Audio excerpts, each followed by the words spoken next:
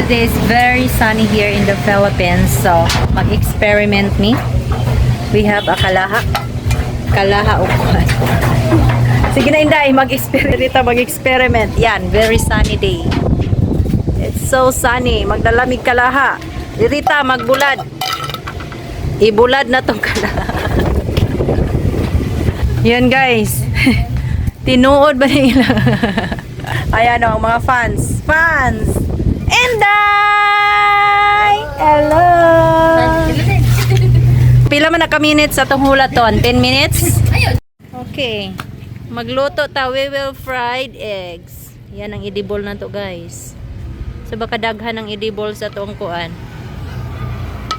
Pwede raguro na. Wala tayong kuan ani. Na-board ta ni board. We will see. Tada! Sige, sugda na nato. Excuse Nicole. Baluto ba na? Or wa pa man iinit ang idibol? Wa man. Wala na luto.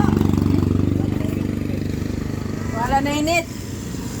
Dili kayo init sa ipolog. Wali siya. Oh, ipasagdahanan nato dira.